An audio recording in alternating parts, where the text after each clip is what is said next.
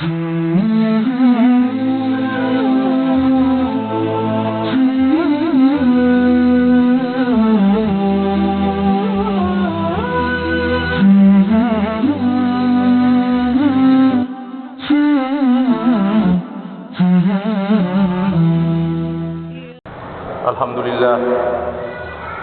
لله مصرف الأمور والأقدار ومكور الليل على النهار وأشهد أن لا إله إلا الله وحده لا شريك له جعل شهر رمضان للبركات منزلا وللفضائل محلا وأشهد أن سيدنا محمدا عبده ورسوله كان يصوم في شعبان استعدادا لشهر رمضان صلى الله عليه وعلى آله وأصحابه أجمعين وعلى كل من سار على نهجهم واقتفى أثرهم إلى يوم الدين أما بعد فأوصيكم وإياي نفسي بتقوى الله عز وجل فقد فاز من اتقى معاشر المسلمين جماعة صلاة Jumat rahimani wa rahimakumullah.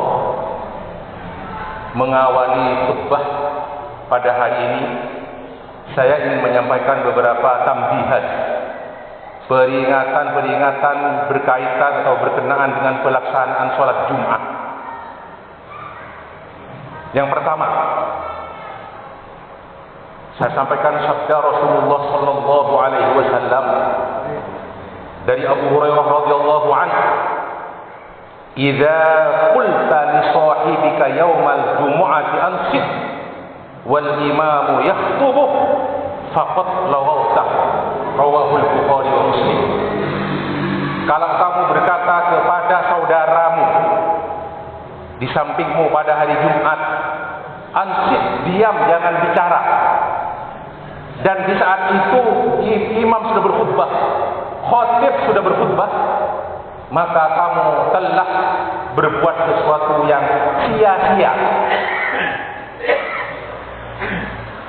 Menyuruh orang lain diam ketika berbicara waktu khatib naik ke atas mimbar berkhutbah, itu adalah perbuatan yang sia-sia.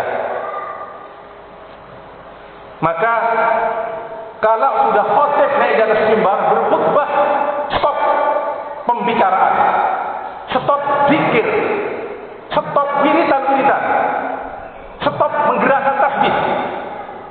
Itu semuanya perbuatan yang sia-sia. Itu sabda Rasulullah sallallahu alaihi wasallam, bukan kata saya. Zikir, wirid apapun, baca Quran tidak boleh. Baca Quran ketika waktu berkhutbah itu perbuatan yang sia-sia. Dalam hadis yang lain riwayat Imam Muslim dari Abu Hurairah juga, Rasulullah sallallahu alaihi wasallam bersabda, "Man tawadda'a fa hasana al-wudu", barang siapa yang berwudu dan memperbaiki wudunya, kemudian summa atal Jumat, datang ke hari Jumat, fastama'a wa ansata, kemudian dia mendengar apa yang dibicarakan oleh khatib, ghufira lahu ma bainahu wa bainal jumu'atil ukhra, akan diampuni dosa-dosa antara Jumat ke Jumat berikutnya, wa ziyadatu salasati ayyam, ditambah lagi 3 hari. Wa man massal hasa, dan barang siapa yang bermain-main dengan kerikil di masjid maksudnya, maka faqad lagha, dia telah berbuat sia-sia. Perhatikan ini baik-baik. Jangan alasan zikir, wirid sebagainya, stop kalau sudah khatib berkhutbah naik ke atas mimbar. Yang kedua, ada pengecualian dari Jabir radhiyallahu anhu. Dia berkata, "Ja'a rajulun wan nabiyyu yakhutub." Suatu ketika pada hari Jumat, ketika Rasulullah khutbah, datang masuk seorang ke masjid. Wan nabiyyu yakhutubun nasa yaumal jumu'ah. Faqala, bersabda Rasulullah kepada orang itu, "Ashallaita ya fulan?" Apakah kamu sudah salat wahai fulan? Qala la, tidak. Qala qum farka' rak'atain. Berdirilah dan bersolatlah kamu, salatlah kamu 2 rakaat. Ini hadis riwayat Bukhari Muslim. Yang diriwayatkan dalam Muslim juga dari Jabir bin Abdullah, laki-laki tersebut bernama Sulaik al-Ghatafani. Sulaik al-Ghatafani, ketika Rasulullah berkhutbah, masuk masjid, Sulaik al-Ghazani langsung dia duduk. Diberi peringatan oleh Rasulullah, "Ya Sulaik, qum farka rakaataini." Berdirilah kamu wahai Sulaik dan salatlah 2 rakaat, yaitu tahiyatul masjid wa tajawwaz fihima, kata Rasulullah, dan dipersingkat salatnya. Jangan lama-lama. Itu pengecualian, walaupun khatib ketika berbicara dianjurkan kita salat sunnah tahiyatul masjid. Kemudian ada pengecualian juga, yaitu ketika khatib duduk antara 2 khutbah. Duduk antara 2 khutbah, itu khatib sudah tidak berkhutbah. Sebagian ulama mengatakan bahwa saat ijabah, waktu yang mustajab, ada yang mengatakan di antara khatib ketika duduk, di antara 2 khutbah, ketika khatib duduk antara 2 khutbah. Maka di situ boleh kita berdoa kepada Allah, apa yang kita pinta boleh. Tidak ada larangan. Tapi kalau khatib sudah duduknya berdiri, stop semuanya lagi. Yang ketiga, mari kita hormati syiar Islam, di antaranya sholat Jumat ini. Saya mengajak kepada semuanya, kalau kita sudah siap untuk ke-Jumatan, bersiaplah kita untuk mendengarkan khutbah. Walaupun yang dibaca khatib kita tidak mengerti, mungkin khatibnya murni pakai bahasa Arab, kita dengarkan, insya Allah dapat rahmat, dapat barokah, dapat rahmat. Tapi dengan alasan tidak mengerti, kita zikir, kita baca Quran atau apa, justru kita akan dijauhi rahmat Allah SWT. Dengarkan saja sudah, insya Allah dapat rahmat. Kemudian juga ada satu fenomena yang perlu saya catat, saya beritahu, yaitu banyak orang-orang datang ke masjid sampai duduk di belakang, membelakangi kiblat, membelakangi khatib, itu sama sekali tidak menghargai syiar salat Jumat. Malah ngomong-ngomong, malah main-main. Ini bukan anak-anak ini. Kalau anak-anak kecil bisa ditolerir, ini orang dewasa. Kalau ini sudah jadi kebiasaan, dibiarkan begitu saja tanpa ada yang menegur, sampai dewasa nanti menjadi kebiasaan dia. Dari kecil sudah sampai ke masjid, membelakangi kiblat, tidak dengarkan khutbah, udah. Sampai dewasa begitulah. Dan ini suatu kebiasaan yang sangat jelek sekali. Jauhkan. Ma'asyarul muslimin, rahimani wa rahimakumullah. Tanpa terasa, kita saat ini sudah ada di penghujung bulan Sya'ban 1442 Hijrah. Menit, detik, menit, jam, hari, minggu, bulan berlangsung. Kita yang dulu, mungkin ada yang dulu di bulan Sya'ban, maka berarti umur kita sudah ditambah. Sampai saat ini ditambah 1 tahun. Yang menjadi pertanyaan, sudahkah kita menambah amal-amal soleh setelah diberi panjang umur oleh Allah Subhanahu wa taala? Allah berfirman dalam Al-Qur'an, "A'udzubillahi minasyaitonir rajim. Wa huwa alladzi ja'ala al-laila wan-nahara khilfatan liman arada an yadhakkara aw arada syukura." Dan dialah Allah yang telah menjadikan malam dan siang silih berganti bagi orang yang mau mengambil pelajaran dan orang yang mau bersyukur. Mari kita syukuri nikmat tambah umur kita ini sampai di penghujung bulan Sya'ban. Saya menyampaikan satu cerita. Seorang sahabat, salah satu sahabat dari 10 sahabat yang dijamin masuk surga, yang bernama Thalha ibnu Ubaidillah, dia bercerita,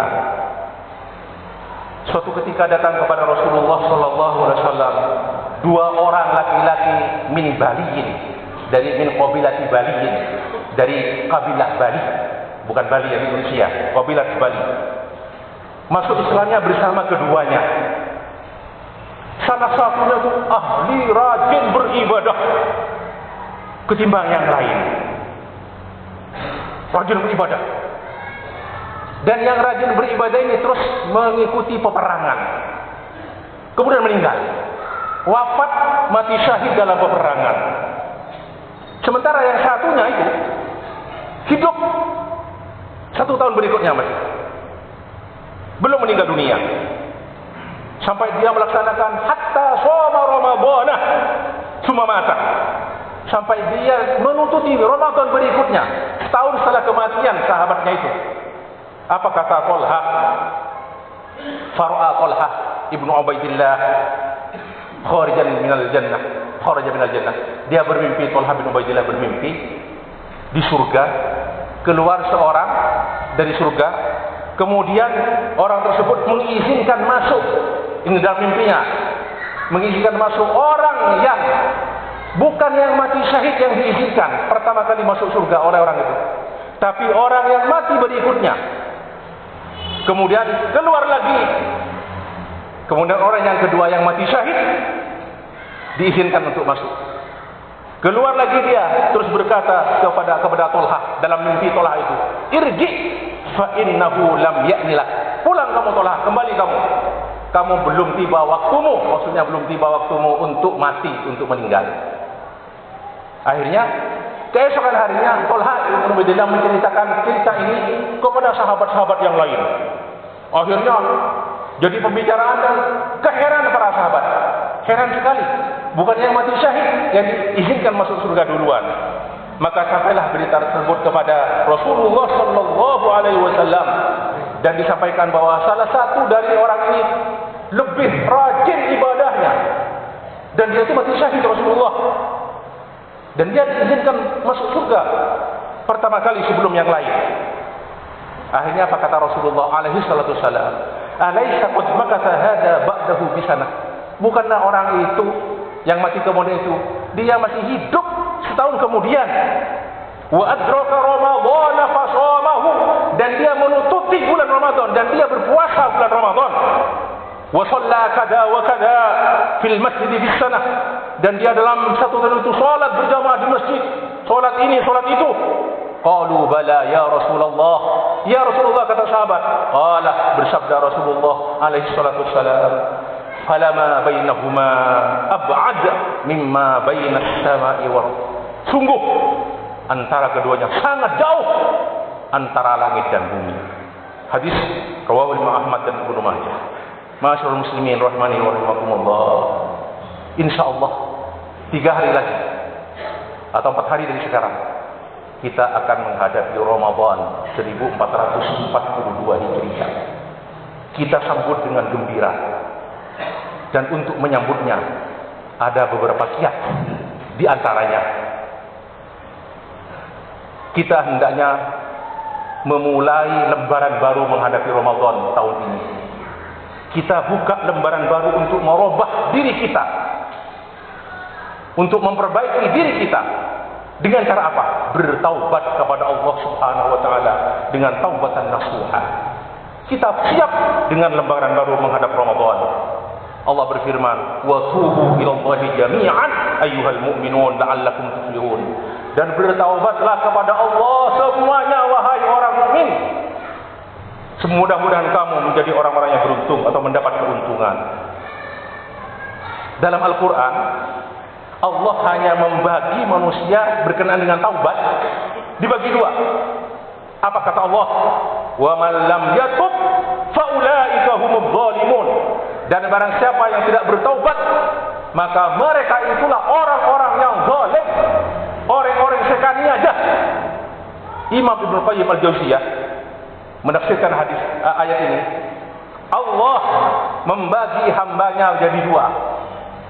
Hamba yang bertaubat dan hamba yang zalim. Dan tidak ada bagian ketiga. Jadi yang tidak bertaubat artinya zalim. Kedua, kita hendaklah bersiap-siap secara rohaniyah. Kita persiapkan niat-niat sholihah kita, niat yang jujur dari kita menghadapi madrasah penggemblengan, sekolah penggemblengan di bulan Ramadan tahun ini. Bukan hanya kita ketika puasa hanya ikut-ikutan saja, tidak. Kita betul persiapkan sepenuh jiwa kita untuk menghadapi Ramadan bulan ini. Betul-betul ihtisaban lillahi ta'ala wa imanan. Dengan dasar iman dan ihtisab mengharap ridha Allah. Rasulullah sallallahu alaihi wasallam bersabda, "Man shoma Ramadan imanan wa ihtisaban, ghufira lahu ma taqaddama min dhanbi." Rawahu Bukhari Muslim. Barang siapa yang berpuasa Ramadan karena dasar keimanan, berangkat dari dasar keimanan dan mengharap ridha Allah, maka akan diampuni dosa-dosa sebelumnya. Yang ketiga, mari kita luruskan niat mulai sekarang, sebelum hanya beberapa hari ini menghadapi Ramadan. Niat yang jujur kepada Allah Subhanahu wa taala sebagai implementasi dari taubat kita kepada Allah. Yang pertama, mari kita rajin dan lebih rajin lagi mengerjakan sholat-sholat yang fardu. Syukur kalau dikerjakan berjamaah di masjid atau berjamaah di musalla-musalla, itu lebih baik. Yang kedua, mari kita rajin sholat qiyam Ramadan atau disebut dengan tarawih dengan berjamaah. Biasanya di bulan Ramadan, dan itu sudah fenomena yang umum lumrah, seminggu pertama atau satu pekan pertama masjid penuh. Tapi setelah pertengahan bulan sudah menyusut sampai akhirnya menjelang Idul Fitri, kembali lagi kepada 2 shop atau 3 shop saja. Yang ketiga, mari kita terus jaga rawatib dan nawafil kita. Salat rawatib, ba'diyah, qabliyah, dan nawafil lainnya, salat duha dan lain-lainnya, salat tahajud dan lain-lainnya. Yang keempat, mari kita rajin bersedekah di bulan ini, di bulan Ramadan, karena pada bulan Ramadan inilah betul-betul rahmat Allah turun dan maghfirahnya diturunkan Allah Subhanahu wa taala. Dalam satu hadis sahih riwayat Bukhari, Ibnu Abbas berkata, "Kana Rasulullah sallallahu alaihi wasallam ajwadan nas." Adalah Rasulullah, kata Ibnu Abbas, paling pemurahnya orang, paling pemurah, paling lamban orang. Ajwadan nas. Wa kana ajwadu ma yakunu fi Ramadan. Dan ketika pada bulan Ramadan, Rasulullah itu betul-betul pemurah, betul Rasulullah, lebih dari sebelumnya. Wa kana ajwadu ma yakunu fi Ramadan. Hadis sahih riwayat Imam Al-Bukhari. Ma'asyiral muslimin, mari kita jangan sampai menghadapi Ramadan ini termasuk orang-orang yang sedih menghadapi Ramadan. Lah datang boleh bahasa, telah para boleh, lapar ka boleh. Ini orang-orang pengecut. Ini orang-orang yang kata bahasa Arabnya itu ya, pengecut dan takut menghadapi perintah Allah. Tapi juga kita tidak boleh ketika menghadapi Ramadan seperti orang yang ya biasa aja. Ramadan kan kita tidak tinggal makan, tidak minum, udah selesai. Itu biasa, sudah biasa. Itu juga tak boleh. Tapi jadilah kita dari kelompok orang-orang yang ketika Ramadan betul-betul bergembira lahir batin, gembira sepenuh hati. Kita bersiap, kita akan menerima Ramadan ini dengan lapang hati, lapang dan terbuka, karena kita akan menghadap syahrul khair, syahrul barakah, syahrul ghufran, syahrul maghfirah, syahrul rahmah, dan banyak lainnya kebaikan-kebaikan dari Allah Subhanahu wa taala. Semoga Allah Subhanahu wa taala menyampaikan kita kepada Ramadan yang tinggal beberapa hari ini, dan kita bisa menuntaskannya dan bisa mempergunakan waktu-waktu Ramadan tahun ini dengan penuh kebaikan-kebaikan, dan kita semoga mendapat barokah-barokah di dalamnya. Amin amin ya rabbal alamin.